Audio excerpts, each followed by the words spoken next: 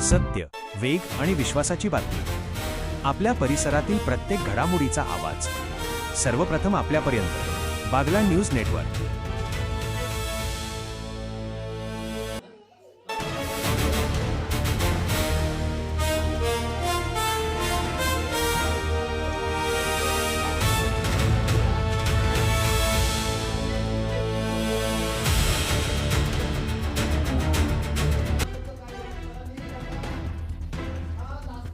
नाशिकच्या कळवण तालुक्यातून एक अशी बातमी समोर आली आहे जी पाहून तुम्हालाही आश्चर्य वाटेल.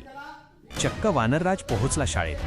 वर्गात विद्यार्थ्यांसोबत बसला, शिक्षकांचे शिकवणे ऐकले आणि चक्क बाराखडीचे धडेही गिरवले. पाहुयात सविस्तर रिपोर्ट. नमस्कार, मी प्रकाश शेवाळे. आपण पाहत आहात बागलाण न्यूज नेटवर्क. नाशिक जिल्ह्यातील कळवण तालुक्यात असलेल्या जिल्हा परिषद प्राथमिक शाळा भोवती येथे हा अनोखा प्रसंग पाहायला मिळाला. नेहमीप्रमाणे शाळेचे वर्ग सुरू असताना अचानक एक वानर थेट वर्गात दाखल झाले. सुरुवातीला विद्यार्थी आणि शिक्षक काहीसे घाबरले, मात्र काही क्षणांतच या वानराने कोणालाही त्रास न देता चक्क एका बाकावर जाऊन बसणे पसंत केले. जणू काही आपणही याच शाळेतील विद्यार्थी आहोत अशा थाटात हे वानरराज शांतपणे वर्गात बसले. विद्यार्थी फळ्यावर बाराखडीचे धडे गिरवत असताना वानरराजही मोठ्या उत्सुकतेने फळ्याकडे पाहत असल्याचे दिसून आले.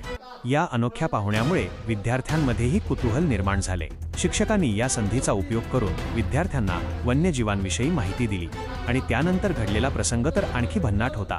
शाळा सुटण्याची वेळ झाली आणि वानरराजाने चक्क शिक्षकांच्या खांद्यावर जाऊन बसण्याचा निर्णय घेतला.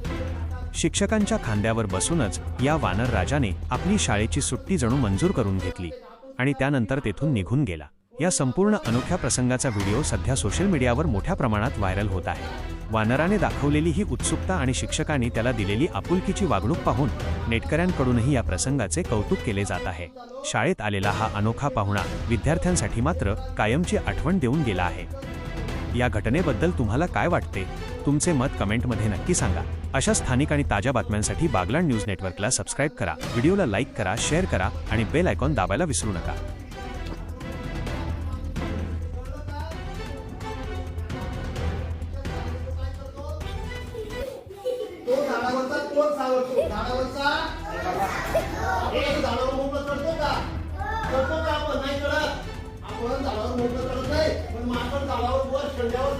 मोकळं चढतं, त्याला जास्त गरज नाही.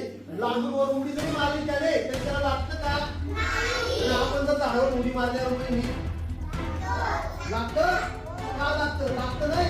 पाय म्हणून जातो, हात म्हणून जातो, पण तो हळूच काय करतो, उडी मारतो उंचावरून, पण त्याला लागत कारण त्याचे पाय मऊ आहेत. बघा, त्याचे पाय जर तुम्ही बघितले